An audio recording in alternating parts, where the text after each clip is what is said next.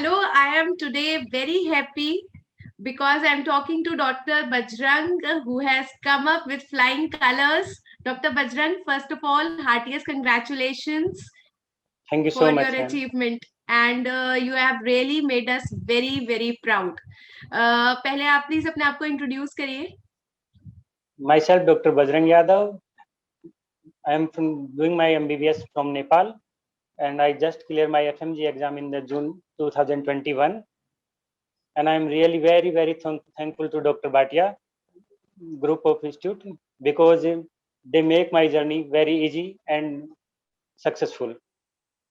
Oh, thank you so much. And we are equally happy, Dr. Bajrang, that we are part of your journey and we could contribute something so that you have come up with such a good score and you have made it. So, kuch batao, Dr. Bajrang, how did you start it? Initially, ma'am, I just finished my final year exam in March 2021. After that, in अप्रैल 2 को result आया. उसके बाद में थोड़ा बहुत time था. मैंने सोचा अब 19 सब्जेक्ट हैं, होंगे नहीं होंगे. तो usually ma'am during I first year second year one of the my friend doctor Mukesh Chaudhary, वो he is preparing for NEET PG and she takes the Dr. Bhatia live classes, offline live classes. So when I was go to the Jaipur, I will take some modules of his and I revise them, and especially MCQs point, they really helpful me in this exam. After that, ma'am, in June, I think what can I do? Just बिना तैयारी के ही चलते हैं. क्या होगा, इतने से time में कुछ हो नहीं सकता, क्योंकि जैसा मैंने सुना था actually this was my first attempt and this जैसा फोबिया सुना था कि FMG very tough exam like that. मैंने सोचा अब जो होता थोड़ा टाइम अपने पास दे के देखते हैं, जो होगा देखा जाएगा.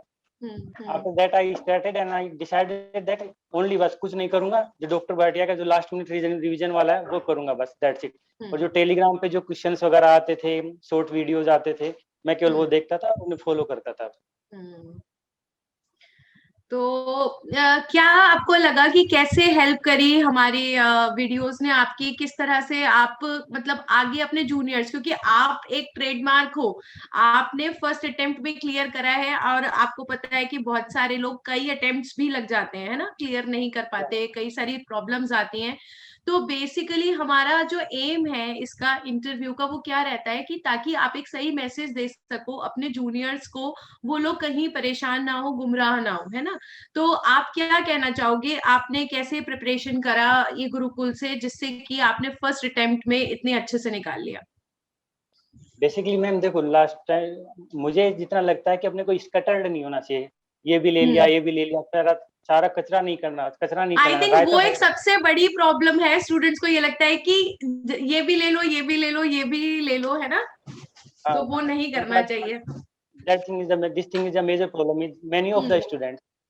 अब मैंने डिसाइड किया टाइम थोड़ा सा कुछ नहीं कर सकते, कोई नहीं, एक चीज करके देखते हैं. तो मैंने वो किया, तो मैं जितने भी स्टूडेंट्स हैं, जितने भी आगे वाले जो एफएमजी एग्जाम में फिर मेरी उन सबसे तो एक ही ओनली और ओनली सजेशन है, ट्राई टू फोकस और self on a single thing and single platform. और प्लस वो सिंगल प्लेटफॉर्म फिर ऐसा होना चाहिए कि वो रिलायबल हो. अगर आप एक चीज पे डिपेंडेंट हो तो ऑब्वियसली वो पूरा फिर रिलायबल होना चाहिए, उसमें सेल्फ सफिशिएंट होना चाहिए. तो आपको ऐसा लगा कि इसके बाद किसी और चीज की जरूरत नहीं पड़ी फिर? नो मैम, बिल्कुल नहीं. बिकॉज अपन जानते हैं कि मटेरियल सब प्रोवाइड अच्छा करवाते हैं, लेकिन जो जो अपने को लिए सुटेबल हो, चीप हो, every each and every aspect we can easily provide. That's why I choose the doctor Bhatia. Okay.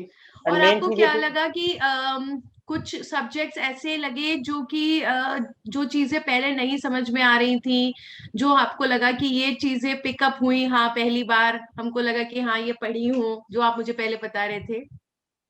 हाँ, एक्चुअली मैम होता है कि जैसे कुछ सब्जेक्ट है, जैसे मुझे पता लगा कि मैंने सोचा ऑप्थेल्मो वगैरह शॉर्ट सब्जेक्ट हैं, इन सबको तो छोड़ दी, स्किप कर देते हैं, क्योंकि अपन मेजर सब्जेक्ट पे फोकस करते हैं फाइनल ईयर वाले सब्जेक्ट पे. बिकॉज सुना था अराउंड 30 क्वेश्चन आते हैं इस सब्जेक्ट से. तो मैंने फिर पता लगा कि ऑप्थेल्मो ईएनटी है, शॉर्ट सब्जेक्ट है और उन्हें पढ़ के अपन अच्छे मार्क्स गेन कर सकते हैं. तो मैंने जब ऑप्थेल्मो वगैरह स्टार्ट किया, तो मैंने आपके वीडियोस देखे, स्पेशली आपके एलएमआर वाली सीरीज, पूरा वाला देखा भी नहीं मैंने, एलएमआर सीरीज देखी. उससे मेरे को अराउंड इस बार भी 13-14 क्वेश्चन आए थे ऑप्थेल्मो से, और yes. I think I have done right around the 10 to 12 questions. I'm okay. not sure how much because the paper is not given. Like I'm sure that 10 to 12 question was from ophthalmo was my right. हाँ हाँ हाँ, पता नहीं मैंने देखा है कि एक ट्रेंड है कि ऑफ द ईएनटी से काफी क्वेश्चंस आते हैं आप लोगों के पेपर में। और पहले जो फॉरेन मेडिकल ग्रेजुएट्स होते हैं उनका एक यही होता है कि ऑफ द ईएनटी छोड़ देते हैं कि मैम ऑफ द तो बिल्कुल समझ में नहीं आ रही थी तो छोड़ ही दी है। और अगर लास्ट मिनट रिवीजन से ही आपके मतलब 90% क्वेश्चन सॉल्व हो रहे हैं तो I think it help you like anything, है ना? या ओके। मैम, बिकॉज मैंने जो देखा, मेरा तो फर्स्ट टाइम जब मैंने जितना फील किया है कि एफएमजी हम्म नाउ थोड़ा क्लिनिकल बेस हो गया है, इमेज बेस्ड क्वेश्चन बहुत आते हैं, लेकिन वो हम्म सब इतने होते हैं कि जो जनरल में जो आप लोग एक सुपर हिट होते हैं ना, हिटेड टॉपिक से आते हैं, they hmm do not go in the deep inside like INSCIT in hmm. AIIMS. तो अगर अपन चाहे तो इजीली, अब अपने को 300 मार्क्स थोड़े लाने, जस्ट वी नीड 150 मार्क्स, तो 150 तो इजीली स्कोर कर सकते हैं लास्ट मिनट हाँ, रीजन से, मैंने जितना फील किया है। मतलब पैनिक की होने की जरूरत नहीं है। ये एक आपके पास अगर अच्छा सोर्स है तो आप उसी को पकड़ कर चलो तो आपका आराम से क्लियर हो सकता है। अच्छा, बिल्कुल टेस्ट का बिल्कुल। बताइए, आपने टेस्ट वगैरह दिए थे, इस पे कुछ क्वेश्चन बैंक किया था? हाँ मैम, क्वेश्चन बैंक तो किया था, लेकिन मेरे पास टाइम बहुत कम था, मैंने not too much see, but okay. I just did 1 to 2 complete course and then the subject wise course, एक एक ओके। दो दो सब सब्जेक्ट के दिए थे।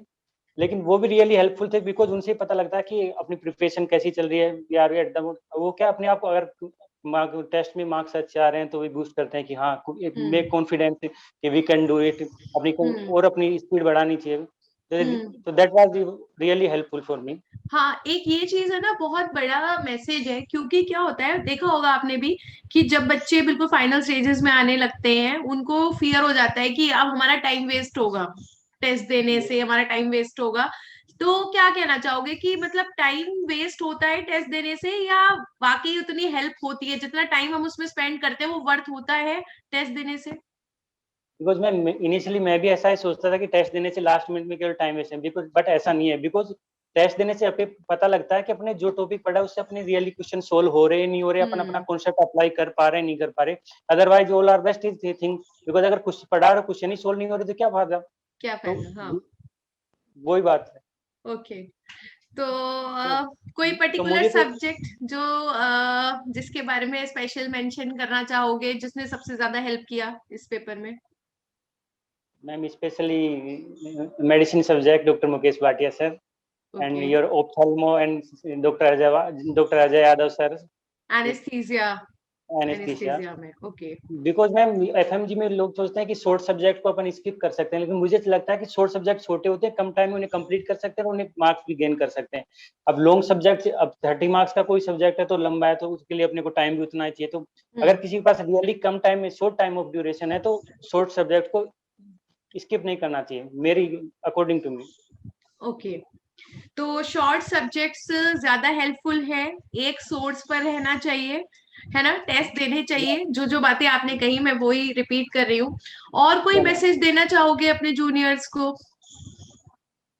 जूनियर्स को मैसेज क्योंकि तो अभी स्पेशली, देखो ना, बहुत सारे लोग आपके ऊपर नजरें गड़ाए बैठे हैं कि हमारे सुपरस्टार है ना, क्योंकि फर्स्ट अटेम्प्ट में क्लियर करना वो भी एक सिंगल सोर्स से, एक आपने सिर्फ ई गुरुकुल से पढ़ा, जो आप बता रहे हैं आपने कोई भी और सोर्स नहीं लिया था, जो आपने अपनी कॉलेज में पढ़ाई करी उतनी सिर्फ करी थी, तो एक बहुत बड़ी हेल्प है। क्योंकि बच्चे को बहुत बड़ा एक कंफ्यूजन रहता है कि मैं कहाँ जाऊं, यहाँ जाऊं, ये टेस्ट दूं कि वो टेस्ट दूं, यहाँ से पढ़ूं कि वहां से पढ़ूं। तो एज अ सीनियर आप उनको क्या बोलना चाहोगे कि हाँ ये कर बेटा, इससे हो जाएगा?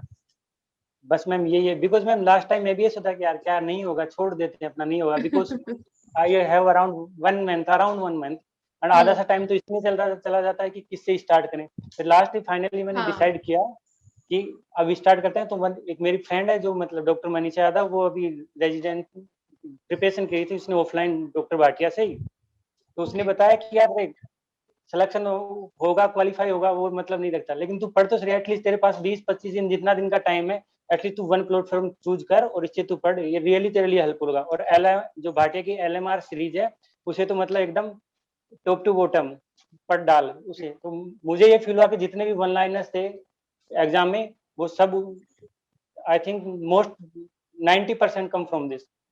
ओके मतलब जो LMRP वीडियोस है, अगर वो बंदा अच्छे से कर लेता है तो बहुत आराम से FMG का पेपर निकाल सकता है। इजीली और मैम। बहुत ही शॉर्ट टाइम में आई थिंक ये last minute revision videos cover up हो जाती है, क्योंकि लास्ट डेज में जब पेपर होने वाला था तो इवन मैंने इतने लाइव सेशंस लिए, बार बार मैं बोल रही थी, तो एक जो कॉमन क्वेरी आ रही थी वो ये आ रही थी कि मैम सिर्फ 15 से 20 दिन है अब हमारे पास, तो अब हम क्या करें, अब कुछ फायदा होगा या नहीं। तो आई थिंक जितने भी लोगों ने मुझसे पूछा था, this is a living example कि मैम कैसे हो सकता है, ये देखो कैसे हो नहीं सकता, कैसे हुआ है ना। इन्होंने सिर्फ लास्ट मिनट रिवीजन से पढ़ा है और टॉप टू बॉटम पढ़ के हो जाता है पेपर पूरी तरह से clear. More than 90% questions, more than अगर 90% क्वेश्चंस। जो स्पेशली जो LMR है जो ऑल सब्जेक्ट्स की है, उसमें अगर टॉप टू टॉप तो वन लाइनर्स तो डेफिनेटली उससे क्लियर जाऊँ। मोस्टली मैम जैसे इमेज बेस्ड क्वेश्चन होते हैं, तो हर सब्जेक्ट वाइज जो इमेज आई थी, हर सब्जेक्ट की जो टॉप अच्छा, इमेजेस थी। ऐसा कोई इमेज आया जो हमारे इसमें आपको LMRP में ना मिला हो, कोई इमेज बेस्ड क्वेश्चन ऐसा था, या no ma'am I image think, based questions भी कवर्ड थे? No ma'am I think mostly 95% image based question are from LMR। मतलब ऐसा कोई खास इमेज अब नहीं आया एग्जाम में जो कि इसमें से ना हो, वन लाइनर्स आप कह ही रहे हो कि कवर हो हाँ गए थे। हाँ और क्या लगता है कि मतलब जैसे आजकल ये हो रहा है कि क्लिनिकल बेस्ड पेपर आ रहा है, आप लोगों का भी क्लिनिकल सिनेरियो, तो क्या क्लिनिकल वाले जो क्वेश्चंस थे वो भी इन वीडियो से हो रहे थे? हाँ मैम, क्लिनिकल वाले क्वेश्चन भी जल्दी, because examiner try to turn the students की वो लैंग्वेज ही थोड़ा ट्विस्ट करते हैं वो। हम्म। लैंग्वेज चूज करते हैं, लेकिन वहाँ कोई ना कोई एक ऐसा हिंट था जिससे अपन LMR से आराम से चूज कर सकते हैं। बड़ा सारा क्वेश्चन, फिर उसमें एक हम्म। छोटा सा हिंट, वो अपने को इजीली पिकअप करना होगा, उससे अपन हम्म। आराम से। तो मेन बात ये तो है कि ma'am only one platform, smart study, be careful and be sincere study, you can easily achieve your success. Wow, मतलब आई थॉरली लाइक्ड यू। इतना स्ट्रेट फॉरवर्ड ऐसे सीनियर्स चाहिए आई थिंक नेक्स्ट जनरेशन को, जो इतनी ऑनेस्ट एडवाइस दे सके। और I am very happy, we are like proud privilege to have you, and we wish you all the very best for your upcoming exams. Thank you. Thank you so much, ma'am. And thank you so much, Dr. Vatia, for making part in my success. Thank you.